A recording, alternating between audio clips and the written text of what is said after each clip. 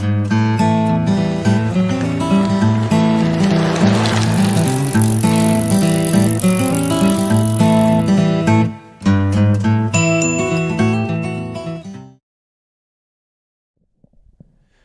up, guys? Welcome to an all-new episode of Convos on the Pedicab.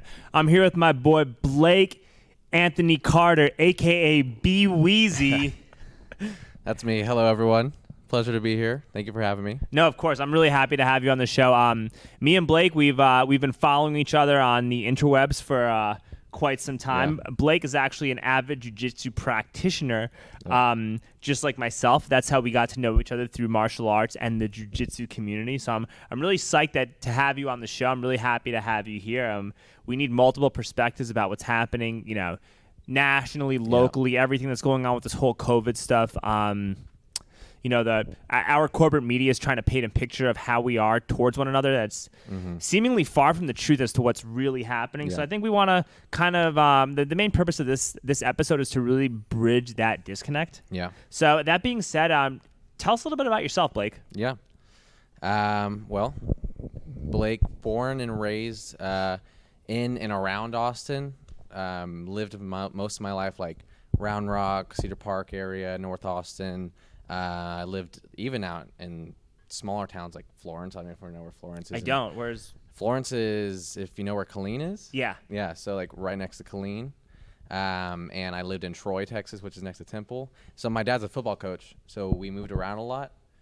So with that, we lived in all these different cities, and the nice thing about that is I got to meet a lot of different people. I went to 6 different schools, like growing up. From 7th grade, I was in 6 different schools. And the benefit of that was meeting all these different kinds of people, and through that, I became like a huge empath. That's just been a part of like who I am. And with that, grew up. I wrestled, played football my entire life. When I was about 18 or 19, my mom and I decided to take a family tradition of ours and make it a real organization. So. I have an organization called Serve Inspire. It used to be called Blake's Plate. I'll give you the whole background on it. When I was growing up, my parents are divorced, so a lot of times my mom and I would spend Thanksgivings like just us, just her and I together. We would make this entire Thanksgiving meal, and we didn't like Thanksgiving food, so we would just go and we would give it out. I love Thanksgiving food, but all right. Yeah, no. I don't know what it is. Like for me, I always find it a little too dry. I'm not a huge fan of like cranberry sauce, pumpkin pie. I can give or take on. So I was just we would just make this entire meal because we love cooking, and we would just go and give it out. We would go and give it to homeless people and friends, and that became like our tradition from the time I was maybe 11 or 12. And we started to invite friends and family to join us when we would go and give out all that food. And it became these big events. We were having like 10 or 20 people come along with us, and like they were bringing food, and it's just a lot of people give out food on Thanksgiving, so it's just something that we did. And when I turned, like I said, 18 or 19, my mom and I, we kind of decided, hey, like let's make this like a real thing. Let's actually establish this and start doing this more. So we had the Thanksgiving thing that we did. We would go and get food, and we decided that we wanted to do that another time in the year. So we started doing like around June or July. We held an event. It was really successful. We had volunteers. There was like 12 people who volunteered, and it was just a really cool thing. We weren't like an official organization, but we were, we had like a Facebook. That's how we were running it. And from there, it grew, and we switched it up. So at first, we were just feeding. We were just trying to do a good thing and, be good people and be virtuous, And so we decided that rather than feed, because we realized that people have access to food, actually. So it's a lot easier for them to get access to food from shelters, and people do get them food. And what they really need is like necessities. So like your toiletries, toothbrush, deodorant, soap. They definitely need that. And there's food all over the place for homeless people. Like right. I notice just from being downtown, and at one time, like maybe about a year or so ago, a little less than a year ago, me and my friend shot an episode of MTV Cribs, the homeless edition. Yeah. and where my friend just used somebody's tent and like pretended like he was like Like he homeless. walked on someone like a random person's tent. Well, we bought them beer and we hung out with them for a couple of hours before we did that, just so we didn't want to like impose ourselves on them and be like rude and just feel like we're like exploiting them or any of that stuff. So we bought them we bought them beer and we had like some food and we're like, hey man, you guys want some beer? You guys want some food, man? We just got a bunch of this stuff from the grocery store. And then they were asking like, hey, well, why are y'all giving this to us? Like, what are y'all trying to do? And I told them, I said, hey, we're just trying to shoot a video. We're shooting like an MTV Cribs type video with the tents. Is it okay if we use one of yours to do that? Yeah. And they all were because we were nice to them, because we like hung out with them and talked to them, they were like fighting with each other about whose tent to use versus us trying to impose ourselves and trying to just do stuff without their consent or without their permission or without regard for them. So we made this whole video and they were like telling us about how you have people for the nonprofits that are coming in and just giving us food left and right. Some of these people, they're not even homeless and they have like too much food in their house because of all the food that's being given to them for free. So it's just a whole thing that people don't really understand or that they're aware of, Yeah, and what you just said actually is a big point where you made the point to hang out with these guys and do that and treat them like you're human. One of the things that I've encountered the most when I've dealt with homeless people and had discussions and just been around them is they want to feel like human too. And people have thanked me before for just looking at them or just acknowledging their existence. Because, I mean, think about it. You're a homeless guy. You're sitting on the side of the road. I mean, you look pitiful.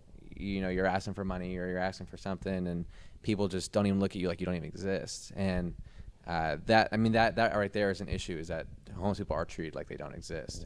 And so kind of back to my story, we wanted to engage more.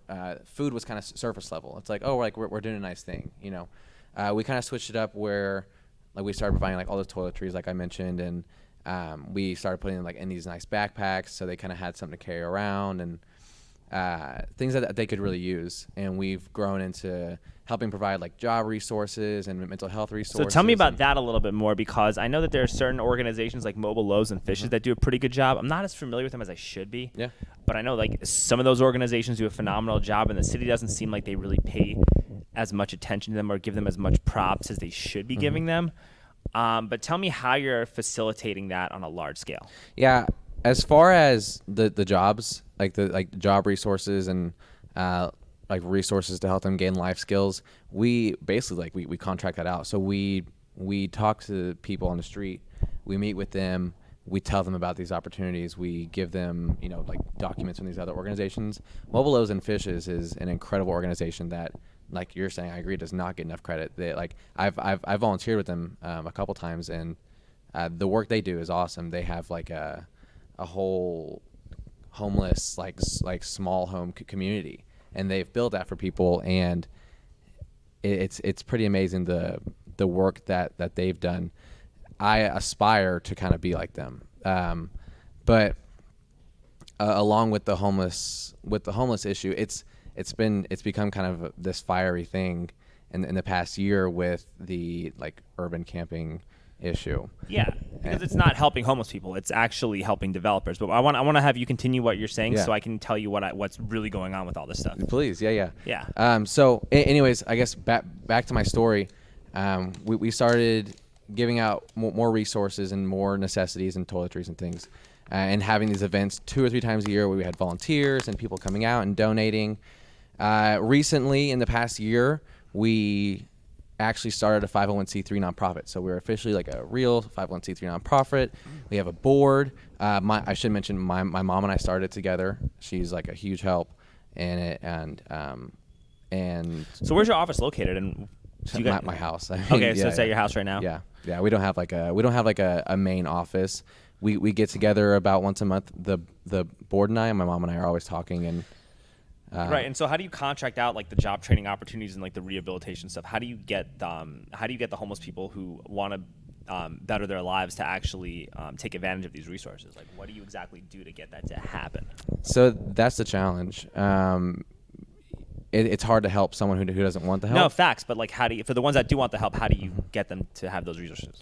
So, I mean, in reality, the vice president of my board, her name is Gabby. She's absolutely wonderful. She used to work in like job placement for the like Georgetown government, I believe. She's gonna watch this. She's like, you totally butchered that, but it's something like that.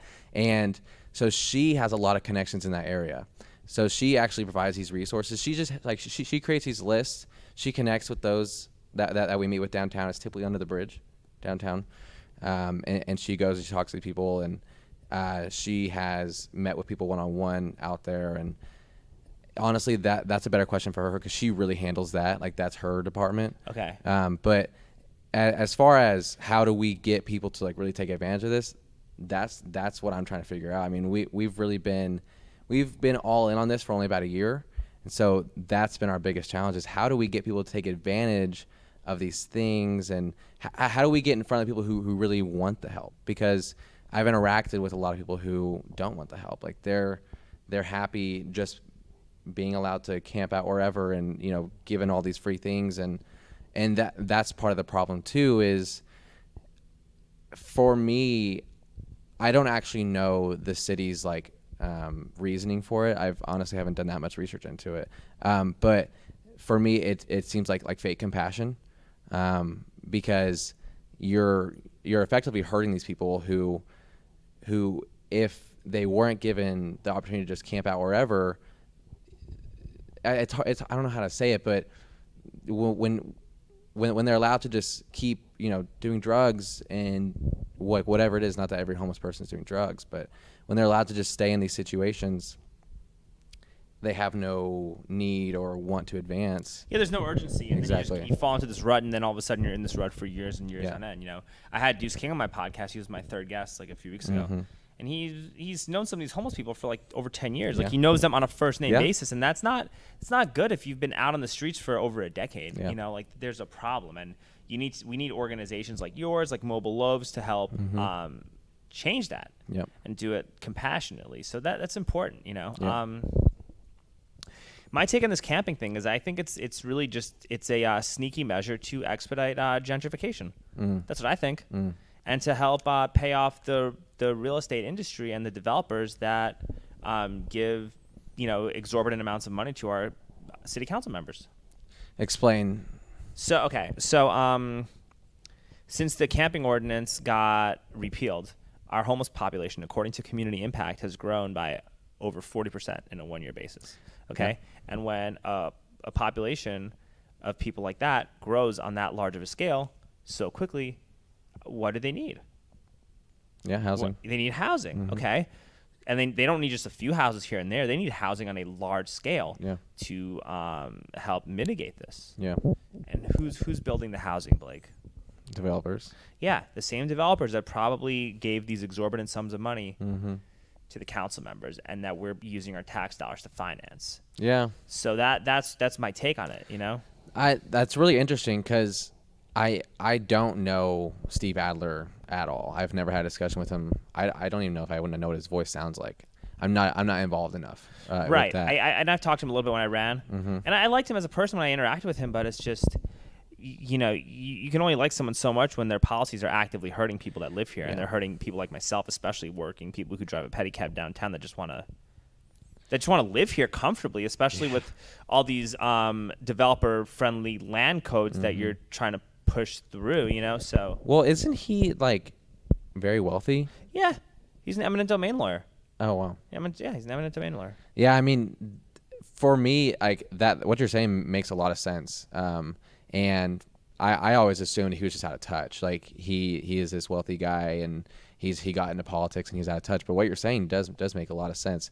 I don't know. I mean, that guy's not out of touch, Blake. That guy knows. No. I'm serious. That guy is not out of touch. Yeah. That's a smart, savvy, calculating human being who knows exactly what he's doing. Yeah. I believe it. I honestly, it's been something that I would love to like talk to him about. One of the tenets of my organization, it's on our website, servinspire.org, by the way. It's on our website, is empowerment. And we're big on, we want to empower people. We don't want to enable them. And the issue with like the urban camping and what now they're now they're letting people just like drink alcohol and stuff. Well, they're letting people like just drink alcohol, and there's well, that's not a problem. We showers. should be able to just drink alcohol whenever we want, like for while sure. walking down. But that okay. But my problem is like we're saying, like there's no reason for these people to increase like their lives or do more or be better in any way. It's just, we're gonna make you comfortable where you're at. There's no incentive, like you're saying, to grow past that, and it's something that I've grown relatively passionate about in my own world, and just kind of in the past year, I've gotten more and more engaged in it. At first, when I first started Serve Inspire, which was originally called Blake's Plate, I was just trying to be compassionate. I was just trying to be a good person. I was never super into politics and like understanding how that worked. And now that I'm really in the nitty gritty and starting to kind of see these things and understand these things, it makes a lot more sense to me. And it does bother me the way that this city has decided to kind of handle the homeless issue. And it's funny that you mentioned that 40% number, because I was talking to someone, I can't remember, but I said, in the past 4 or 5 years that we've been doing this, I can tell, like almost like, I think the number I said was like 50% difference increase of the homelessness that we've seen on a basis like that we go out there 2 or 3 times a year. I mean, it just gets worse and worse, and it's the same people, and there's more people every time. And like you're saying, like the people who've been there for 10 years, it's insane. Yeah, and then when you're the only city in Texas that allows this, the city officials from other big cities in Texas, where do you think they're going to send them? Yeah. Where are you going to send them? You're going to send them to Austin. You're going to continue expediting this. The developers that donate hefty sums of money to our city council, they're making a killing off this. Yeah. They are making a killing, man. Like that's honestly what's happening. Yeah. So. Did you gain insight on that, like whenever you ran for mayor? I mean, it's common sense. Yeah. It's literally common sense. I think that I got woken up to a lot of things when it came to the land code and how heavily involved the real estate industry was in city politics. That was something I really didn't understand until I was in the thick of actually running. Right. But it literally makes sense. It's the most common sense thing that you could do. And to be honest, man, I didn't even care when the city repealed the camping ordinance. I had like a bunch of people that wanted me to get on board with recalling Adler because of that. Yeah. But I didn't give a shit. It had no effect on me personally whatsoever, right? But, when you start digging deeper into this is not about helping homeless people at all. Yeah. And, allowing urban camping it's not, I don't really feel that unsafe from it. I think there's a little bit more trash and there's more filth, and it might be it's definitely hurting some of the local businesses and hurting a little bit of traffic downtown. But for me personally, it's not really having much of an effect on me personally downtown from a safety standpoint with the urban camping at all. It's not doing anything really to me on that level. And me and my girlfriend, we live on 35 and Slaughter. We don't see like homeless people in our complex and whatnot. Like we're removed from all that stuff. Yeah. My girlfriend doesn't go anywhere without me. None of these homeless people are like make me feel threatened or unsafe or any of that stuff, right? So for me personally, I was like, hey, this is what it is. People are angry, they're upset, That's not really my problem or my concern. But when COVID happened, it changes the game up. Yeah. Because first of all, they're telling us, hey, you have to be at home. You got to stay at home. And you got to always wear a mask, and you can't go out and you can't do anything. Yeah. But meanwhile, all the homeless people were all hanging out, not wearing masks, crowded amongst each other super closely. Right. And the city was doing next to nothing about that, and we're barely saying anything about the homeless doing that. Right. So if COVID was as bad as people were saying it was, then you'd be seeing a whole bunch of homeless people dropping dead from this virus, and that didn't happen. Yeah. And then B, when the city is calculating its budget and the way the city is defunding its police department, they reallocated about $60 million or something for homeless services when they defunded APD. And you know how much money was reallocated to the bars and the nightlife and the music venues and their musicians and our service industry professionals with those APD funds? Zero. Not a penny. Right? So I mean, of course it's going to change your perspective on this. Right. Well, I'm curious where the $60 million is going. to homeless services. But what is homeless service? Because Yeah, exactly. What is homeless? Like exactly. I don't know what it? that means, and It means it goes to the developer. It means it probably goes to your developer buddy to help, build hotel rooms or build or contract out properties to help house our growing number of homeless people. Yeah. That you're enabling. 100%, and it's funny that you mentioned that. Like, I didn't even know that homeless services is such a vague term. You know, like what is a homeless service? But if you had sorry, I didn't interrupt you, but go ahead. If you evenly allocated $60 million for every homeless person that existed in Austin, Texas, you would not even have homeless. Like there would literally not even be a homeless person. Like there would not even be a homeless person in existence in Austin. Give it to him. Let's go find my house. Yeah, no kidding. It's it's interesting because I like, as far as the $60 million budget thing goes, I don't even know what to say with that, because I have a nonprofit mentor guy, and he had me do like a little research project, basically how people got out of homelessness, because he was helping me kind of form my mission and like what we're gonna do with the organization. So I just did a lot of research and talked to people and talked to other nonprofits, and just did a lot of Google research, honestly, and found that like on the cases I found, it was like 15% of them were like used some sort of government service to actually get out of homelessness. The rest of it was like nonprofit, like a private organization helped them, or they kind of figure out on their own. Like only like 15% of the cases that I personally found. Where did you find the study?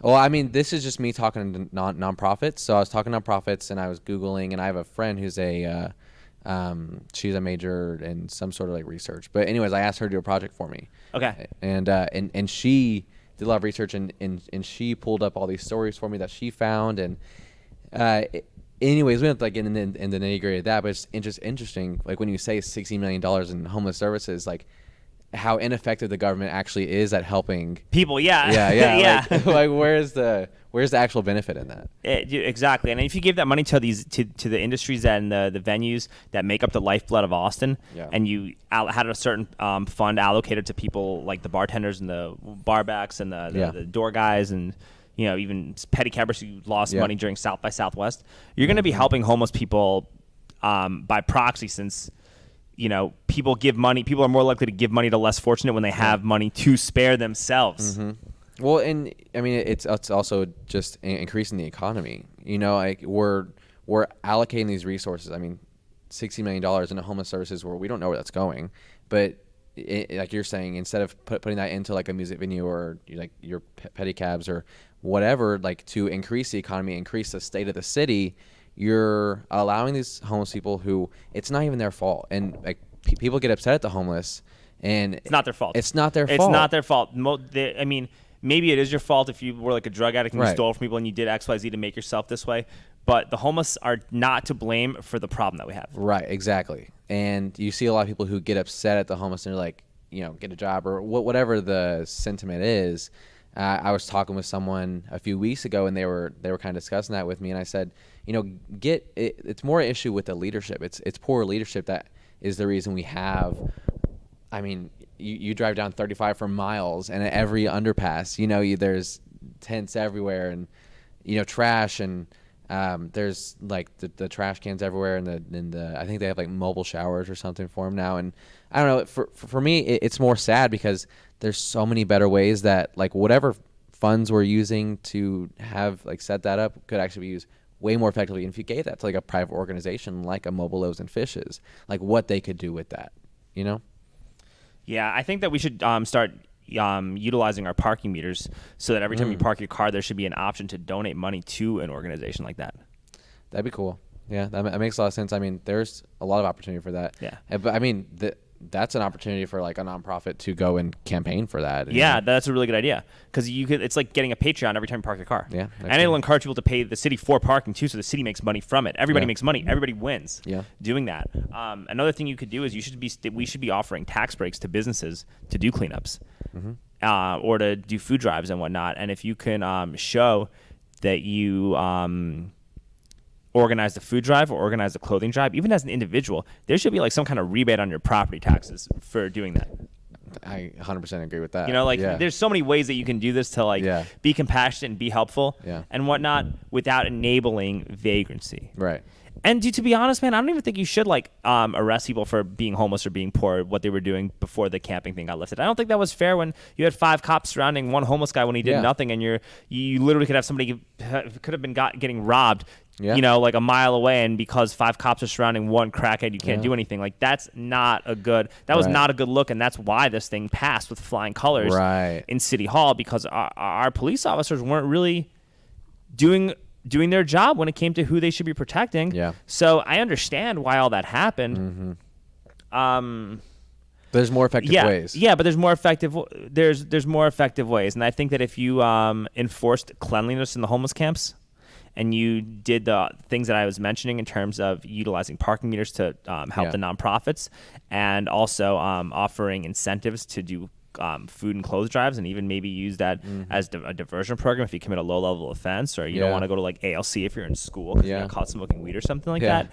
You could offer these really amazing compassionate solutions to our homeless without enabling vagrancy to flourish here. I mean, there's a good middle ground that we need to approach. That's what has to happen. Absolutely. And I think you make a good point. It is kind of like you go from one extreme and the reaction is always the other extreme, you know? Yeah. I mean, I had no clue about that $60 million thing. That's an eye-opener for me. I mean, that's crazy. Like, you made such a good point about if we divide that $60 million and just, you know, spread that amongst the homeless, it's like we would have no homelessness, you know? Like issue resolved. Yeah, or here's X amount of dollars for the homeless, and also here's some classes on financial education, financial literacy, so that you know how to manage this money. Yeah. You'll have no homeless. But then all these nonprofits that are designed, these nonprofits and these ending homelessness with the LLC attached to them are not going to be in business anymore, and that's not a good look for them. So this is just it's a lot of it's very hollow, man. That's what I think. Yeah. I couldn't agree more. All right, we're pivoting. What was it like being not an Army brat, but like an Army brat from the football standpoint? Like, what was your childhood? Tell me about your childhood, man. I feel you had a very interesting childhood. I did. For a multitude of factors, because you're not a typical son of a football coach. Yeah, that is such a good question. I actually really like that. And you're not really a typical jock either, Blake. And we want to go into all of that. Yeah. So share with the class. So my dad, he is like where I got so much of my regimented and structure and things of that nature. My mom was all about like inspiration and motivation and things of that nature, but like my dad he's a football coach, and he was a head football coach growing up, and he was like prototypical football coach. Like my dad is 6'3", 260, like built. And I mean, like you see him on the side of the road and you're like, that's definitely a football coach, right? Yeah. He used to make us push his truck. We lived out like in the boonies out in Florence, Texas for a long time growing up. I was like 8 years old. He used to make my brother and I push his truck like a mile home, like every day, like just because to like build mental strength. And my dad's a wonderful dad. Like I don't want, like he's a great guy. But and like during the summer, he would force us to read books and like write like assignments on it, and that I got a lot of that, you know, stick-to-itiveness kind of from my dad. And I don't know, it's interesting. My mom kind of let me explore who I was as a person, and I had my dad who was his football coach and was looked up to, and so I grew up kind of with both. And I remember as a kid, I was like 6 years old. I'll have to find the photo and send it to you, but there's a photo of me. I had like a Joe Dirt wig, but it was like a long hair wig, and I'd wear on the sidelines like during my dad's football games. I was always the ball boy, and he I would end up hanging out with like the cheerleaders. So there's like, yeah, that's what people thought, but like there's like a photo of me dancing with the cheerleaders in like this wig, and like my dad's like yelling at some kid in the background, you know, like during a football game, and it's small town, like 1A, 2A Florence, Texas, and I mean people were super super cool about it, but it's just funny looking back. I mean, I was definitely not like your typical coach's kid. My dad was hard on us. Like we all played under my dad, and we all played football, and my dad was like especially hard on us. And that helped me in a lot of ways. He's also a very loving dad, and yeah, I mean it's interesting. He's still a football coach, and I go to all his games. And where does he coach? He coaches at Vista Ridge High School in, Okay. in Cedar All right. Park. Yeah, and yeah, I'm like my dad's biggest supporter. Dude, when I first moved here, my first job was in Lakeline, and it was Abacus School of Austin. Yeah, I worked at like after school program, right? And I moved here like 7 years ago, right? And so I only did this my first year for like 6 months or whatever. Then pedicabbing and Yeah. you know other things happened that just wound up being better opportunities. But you know we had to like pick up kids from like Rutledge Elementary and some of these other like schools within that area. And some of those kids who were like 5th graders and 4th graders at the time, right, are now probably going to Vista Ridge High. Like some of those kids could now be at Vista Ridge High School that I like worked with when I was like when I first moved here. That were like 8-year-old kids. You know what I mean? So that's kind of just it's crazy just how long I've been here. You know what I mean? Yeah. Like some of those kids might be playing for your dad right now, and I have no idea. Yeah, I mean that's that's a really good point. And another funny thing about my dad, he's a football coach, and he's also a biology teacher. And anytime you walk into any of my dad's classrooms, it is complete silence. Like that, if that can kind of give you like some kind of perspective on kind of who my dad is. He like is a no bullshit. Like he does not take shit from anyone. He's always given like the asshole kids like in all his classes because he just shuts them down. Like my dad is a figure, you know. And it's just kind of funny because I am more of this passive kind of guy. You know, I'm a lot more like laid back, and I'm an extrovert for sure. But my dad, like if he feels crossed, he'll cuss out someone like right there. And for me, I'm more of like a, hey, like let's talk about this kind of guy. It's funny. But it's almost just like a reaction to how my dad. What was it like? So what was it like growing up in small town Texas compared to like in Austin? Like what was the dynamic like? Because when I first moved here, dude, people thought I was gay when I first. Like, I moved here from New York City, and dude, yeah, people thought I was gay when I first moved to Austin, and I don't think I have like any mannerisms that give that impression off at all. Yeah. Not like there's anything wrong with that. I just don't, I just never felt like I had those mannerisms. And I remember one time I went it was like my first couple weeks working at this after school program, and there was this girl who was one of like the pre-K teachers or something like that, or the assistant pre-K teachers. And she was, Abacus? Yeah, and she was like smoking hot, like super hot. You know what I mean? And I asked her to go paddleboarding with me. Yeah. And I wasn't like I was trying to ask her on a date or be like unprofessional. It was, hey, I just moved to a new place. I want to make new friends. And this girl who I work with happens to be really hot that wants to be my friend. This is cool. Let's go paddleboarding. And hey, if something happens, hey, so be it, right? Like I'm not upset if that goes down, right? Yeah. So we're going paddleboarding, we're having a great time, and we get into the water for a second, like by Lady Bird Lake, and I kissed her. She kissed me back. And I'm like, nice. All right. Way to go, dude. Way to go, Alex. Right. And then we get back on the boat, and she's asking me if I have a girlfriend. And at the time, I didn't. Yeah. You know? And I'm just like, no, I don't have a girlfriend. And she's like, well, do you have a boyfriend? And I'm like, no. Why would you assume that? Yeah. Why would you assume that? And then she said, listen, man, like, you're really hot, and you're like a really cool person to hang out with. Yeah. And I have a boyfriend. So the only reason I agreed to do this is because I thought you were gay, because I would not be doing this with someone like you. That's crazy. Yeah. And so, got a little awkward. I wasn't mad. I just thought it was kind of like, I was just surprised by it. I'm like, okay. Yeah. Cool. But it's just weird how much of a cultural shift that was, that somebody was willing to think that I was gay because, I comb my hair. I comb my hair, and I wore like, tight-fitting T-shirts and like skinny jeans, and all of a sudden people think I'm gay just because of that. Yeah. I mean, we were kind of talking about this before, but as far as like Cedar Park goes, I mean, it is a very conservative area, and I actually still live there, but it's growing. Like it's becoming more and more Austin-y. Yeah. And my dad, he was explaining to me how like nowadays in school, if you're the bully, like it's not cool. Like everyone completely shits on you. Like you're the kid in the corner of the class. Like if you're an asshole and you're like not accepting to all kinds of people and loving and like the super gay kid and the band kid, like the nerdy ones those are the ones that are like praised and held the highest. Yeah, It's like complete 360 or complete 180. 180. It's 180. Yeah. It's crazy. It's interesting because even when I was in school, it was kind of becoming that, but it was still. I mean, I finished school in Leander, which is right next to Cedar Park, but it's even more conservative, and there was definitely a hint of that. And shoot, when I was a sophomore, I was in Troy High School, which is like a really small town next to Temple, and my English teacher, she was like, all right, we're gonna like do debates today, like everyone, like you're gonna choose your side on these like political topics, and one of them was like LGBT rights. And when I tell you, I was the only person in a class of like 20 who was like for it, like the only singular person, bro. It's crazy.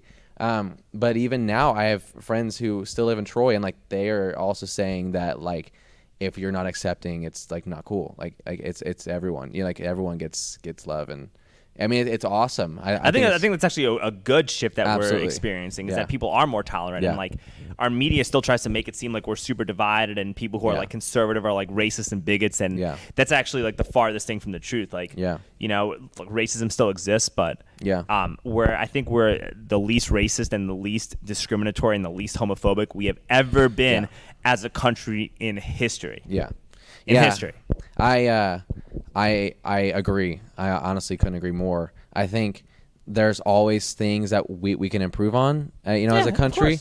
But I agree that the media does try to paint this picture like we are just, worse than we once were, and it's no, we've never been better. And people are like saying all this stuff about like how Donald Trump is, creating hatred and division and X, Y, Z. And I'm just like, dude, honestly, if you get off Facebook and if you get off Twitter for like a week and just interact with people, totally. We are the least divided that we have ever been, man. We are literally the most accepting as a society and as a country that I've ever seen in my life. Literally, nobody cares. I mean, and you probably have personal experience too, right? Mm-hmm. Like, and I do, and I know people who have had like really terrible experiences, and I can tell you on my side, as far as like coming out as a gay man. So I want to talk about that. So I mean, like for me, coming out as a gay man, I personally have not had any bad interaction to my face. Like I have had people kind of like be weird about it, like kind of fall off. But I mean, no one's ever been hateful to my face, and that's like one or two people who who kind of have been kind of weird about it. But I have experienced so much love from people who I didn't even think would, Yeah, and it's people think it's like super scary, but it really, like, I mean, maybe depending on your personal experience, right? But at least here in this area, it's not that scary. So anyway, how old were you when you came out? And when did you know, and what was the process like before you came out? Like, tell me about all that stuff, if you want, if you're comfortable. No, I don't care. Whatever you want to know.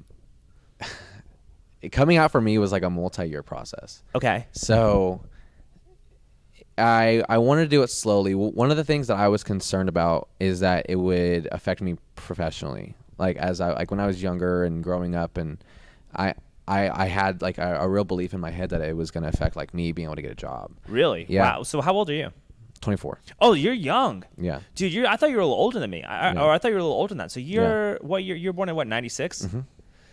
Okay. All right. Yeah. So it's I haven't been like fully out, or I mean I've been fully out for maybe like about a year now. Okay. And until recently, like now everyone in my life knows. There's not a single person in my world who doesn't know. Yeah. Now. But it was kind of a struggle. So when I was about 17 was when I first came out. When I knew that I was gay, I feel like my experience is different than a lot of gay people that I've spoken with. They say like they knew their entire life. They always knew they were different. I can. Maybe it's just because like of how I was raised. I was raised around like macho men and. Right, but did your dad? Okay, how did your dad react when you told him? My dad was actually really cool about it. So until recently, like we went like 6 years without talking about it. But like I would never force it on him, you know. Yeah, yeah. I think it's weird for him. Like it's probably kind of like a touchy subject, not because he doesn't love me, not because he hates gay people, because I'm his son, you know. And I think that for me, I had this perception that people had of me. Like I was really involved in school. I was the class president. I was prom king. I was like on the football team. I was on the wrestling team. You know, I was in Habitat for Humanity. Like, I was very involved. Like people looked up to me, and I had this like image that people like perceived me as that wasn't necessarily true. And I think that both of my parents really kind of liked the idea of like having this kid that was like a golden boy. Golden boy. You were a golden boy. Yeah, you were a golden boy. Exactly. Okay. Like all American, like sports player. You know, like involved in the student council, like kind of guy. And whenever I came out, it was like a part of that kind of shattered for them. And so were you worried about like not being socially accepted by your peers in high school if you came out in high school? Yeah, I would say, really more than anything, I didn't want to be. I didn't want to become like I don't want anyone to be talking about me. Like people had this like positive idea of who I was, and because I'm a good person, I think. Yeah. But I didn't want people talking in any sort of like negative way about me, and I was like real insecure about it. Now I don't give a fuck. But yeah, it doesn't matter. Yeah, right. Yeah. Yeah, but it's been a growing process. And as far as like my story with coming out, I came out to like a random friend just because I needed to tell someone when I was 17. Right. Like, they're not like a best friend or like a relative or anything. I was just like needed to tell someone who I felt was safe. And since then, it was like one person at a time till I was like 22 and 23. Like now I'm 24, and pretty much I'm completely open about it. Were you like dating girls at the time while you were coming out, or how was that like? Well, I've actually been in a relationship. A lot of people don't know this. I've been in a relationship for the past like 6 years. With that dude. Okay. Yeah, the guy I posted, or my boyfriend. Well, congratulations. That's awesome, Thank you, man. thank Yeah, you. that's really cool. Yeah, he's awesome. And but as far as dating girls go, I did date 2 girls in high school. Okay. 2 of them, both of them, I actually really care about as people, and we still keep in touch. One of them, we were really close. The girl that I was with in Troy, we were really close. We dated for like 2 or 3 months.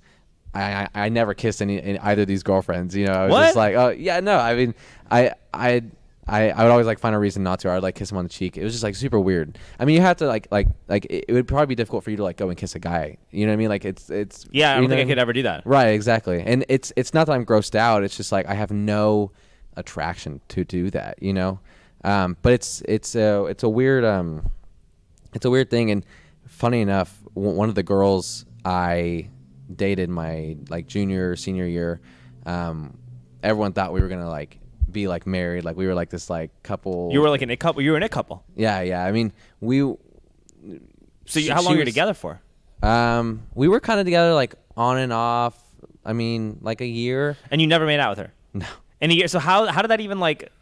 I mean, she hadn't done anything before.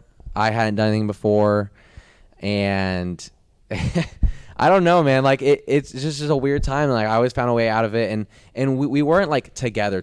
We were like one of those people. We were like one of those couples who like would always hang out. People were like, y'all are gonna get married one day, but like we weren't like officially a couple. God, okay. Right, and like we went to prom together and we did the thing, and when come on phone, I'm gonna throw this over here.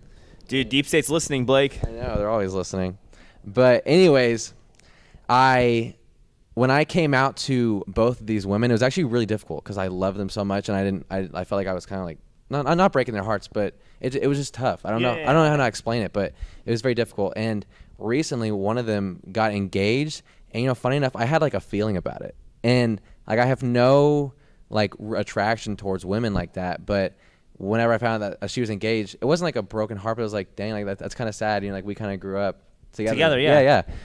So I don't know. It's such a weird thing, and the whole process of coming out, it's still relatively new to my life, and even like in the jiu-jitsu community, people are really cool about it. They're so cool, right? That's what I'm saying. Cool. Like nobody gives a shit Dude, at like, all. And I was so scared. Everyone in my personal life would know that I was gay But in jiu-jitsu, no one ever knew. Like I wasn't gonna tell anyone. I was just gonna do my thing. I didn't want to tell anyone. As soon as I started kind of like being open about it and telling people, it was just like so much love. Like it was like it wasn't even love. Like no one fucking cared. Like that, because one thing I hate too is like when people overpraise me. It's like, oh my god, you're fucking gay. Like you. Do you ever watch Blue Mountain State? No, I haven't. So there was a movie, and like the big offensive lineman came out as being gay, like in the movie, right, at the party, and everyone was like, woo! Yeah. And some dude was like, buying, was like, hey man, here's a card, dude. You're so brave. Like here's like, it was ridiculous. Yeah. Yeah, exactly. That's like the complete opposite of what I want. Like I see my sexuality as just a part of who I am, but it really doesn't make up me as a person. It's a great part of who I am, and I am really proud of it, and I do understand like pride and it is a big deal. Dude, I think that they should have a second gay pride parade. Because they canceled it the first time. They gotta have two. Dude, we fucking need one. Yeah, I think when I found out it was canceled, I was pissed. I have never gone to a gay pride parade. It's the most homophobic thing in the world. Yeah, totally homophobic. Bullshit. I couldn't agree more, man. It's so weird. When I found out that they canceled Pride because of COVID, I was pissed because I mean, I was concerned about COVID for like the first month. Like I was kind of like weirded out about it. But then after that, I was like, can we just get back to normal? Dude, I was honestly more concerned about Bill Gates, but that's You and my mom would get along as far as that. She's like totally. But that's the thing. Like a lot of people in the jiu-jitsu community were probably more concerned about Bill Gates than they were about COVID. That's very, very true. But it's weird, man. I know a lot of people like in the LGBT community.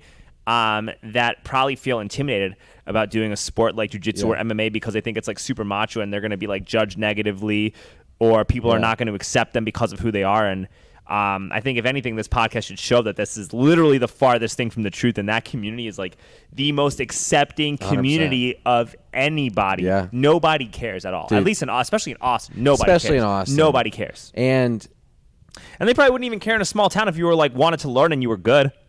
Yeah, I mean, I've never had anyone like not want to roll with me, or anything, and that was like my concern. And I was like, what if someone doesn't want to be like, I don't want to go with the gay dude? Like, I'd be kind of pissed. I'd be kind of embarrassed. Suck, I'd be like, well, shit, I don't know what to tell you. But I think especially like I didn't like really come out to my gym buddies until like I was really confident in my skill, anyways. So that makes sense. It was. It would have been difficult to like be new at jiu-jitsu and say I'm gay. Yeah. That would have been tough. I know people who have done that, and I mean I know people that's actually more badass than anything because that takes fucking balls. Bad motherfucker to do that. Yeah. I know people who I go to the gym with at several schools throughout Austin who have came out to me personally just because like they see me like I'm very open. You're about an inspiration. it. Yeah. And like they're so closeted, and that's cool. Like do whatever you want to do.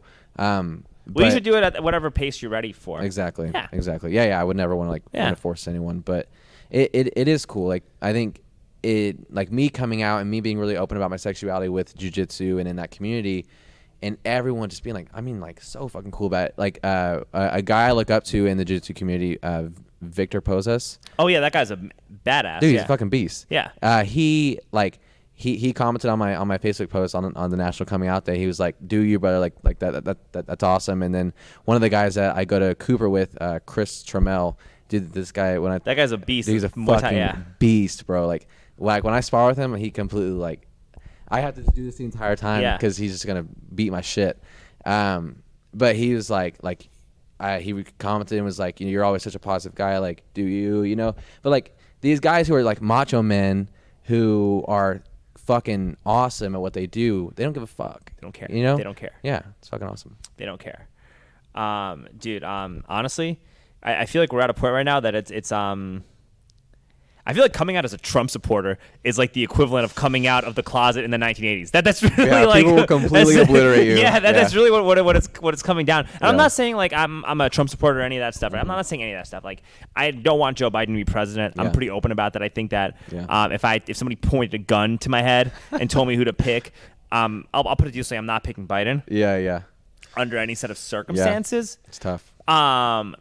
But to come out and say that you're like gonna vote for Trump You're like it's the I feel like it's the equivalent of coming out of the closet in like 1995, and I'm So saying true. this to you because I want to hear your perspective as somebody who actually came out of the closet. Mm-hmm. It's true. I mean, like if you come out, if you say you support Trump, and I'm not saying I support Trump, I'm not going to claim anything necessarily. No, yeah, but, you shouldn't, right? But there are a lot of things he does that are horrible that I really right. dislike. Yeah. No, 100%. And but like for those who are bold about their beliefs and supporting Trump, if you post like like vote for Trump, whatever.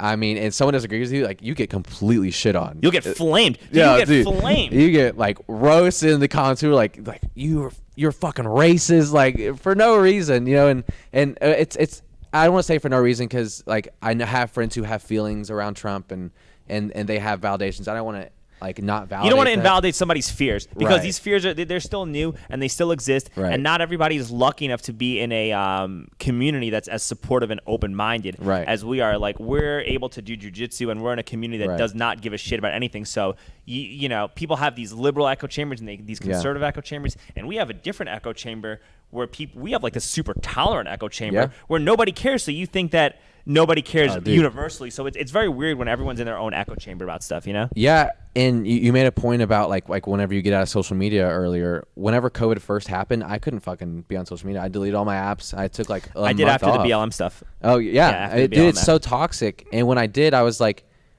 everything's kind of good. Like Everything's fine, yeah. I mean, there is things that happen and they should be talked about and addressed, but it doesn't need to be in my face every day. And it's no, and there's so much bad info. There's so much like false and bad info on both sides of the island. You have people from foreign countries that are trying to manipulate elections and put out like and change everybody's narrative to how they want, left and right. China's doing it for Biden, Russia's probably doing it for Trump, or they're definitely doing it for Trump. Right. So you don't really know what's true or not, and it could it can literally be designed to destabilize and divide an entire country. Yeah. So getting off that stuff is extremely important. While I post this live on Twitter, I'm Yeah, telling you to yeah, not yeah. go on Twitter. Yeah.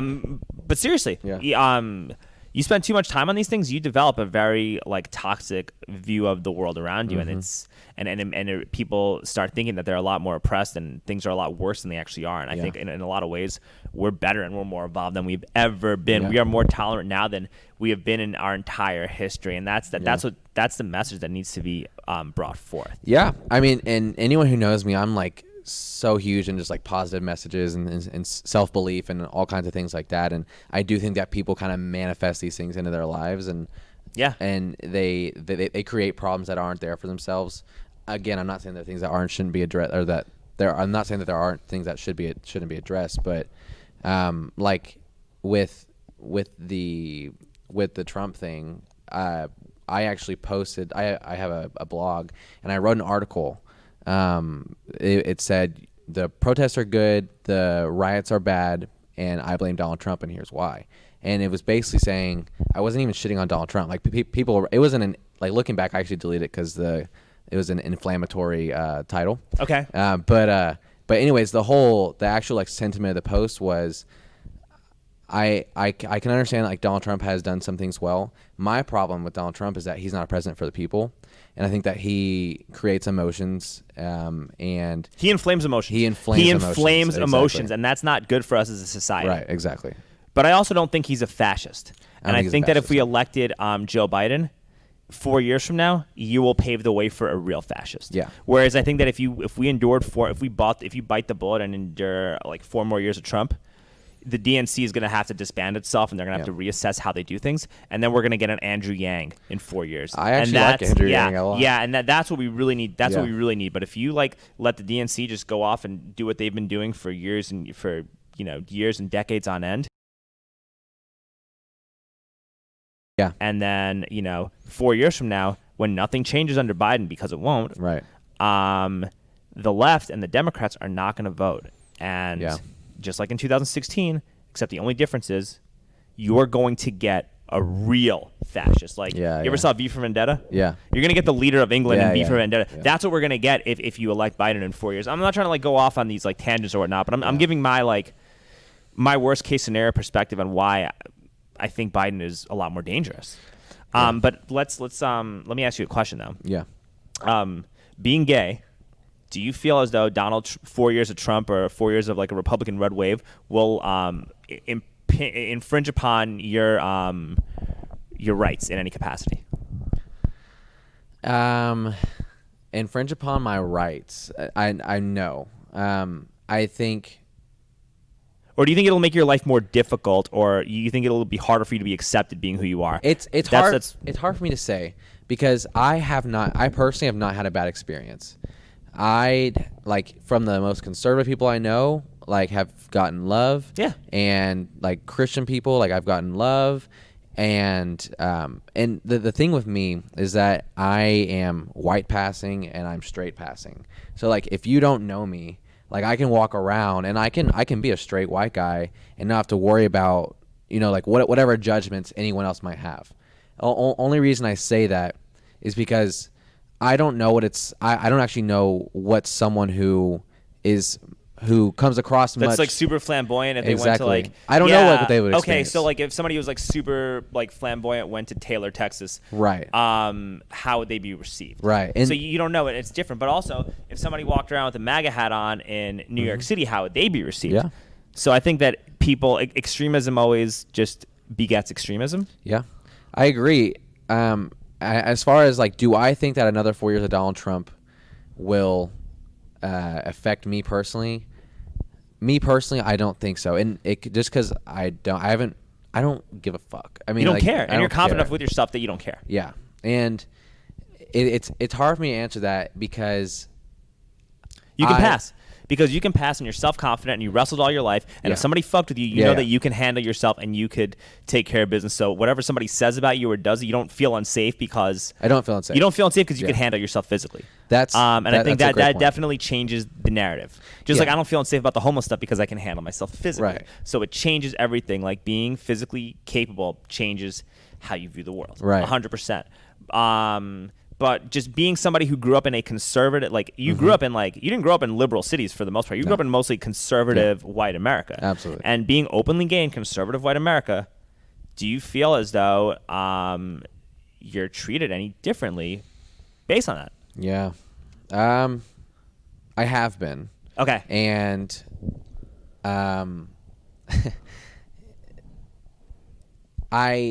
it's the reason it's hard for me to answer is because between Trump and Biden, I almost said Obama. Between Trump and Biden, I'm not happy about either of those options. So I don't want it to make it seem like I'm supporting either side because I really don't feel supportive of either side. But I don't think that another 4 years of Donald Trump would affect me. Now, as far as living in a conservative city, I have experienced when I lived in Troy. And I told you that story about I was the only person who supported LGBT rights. Yeah.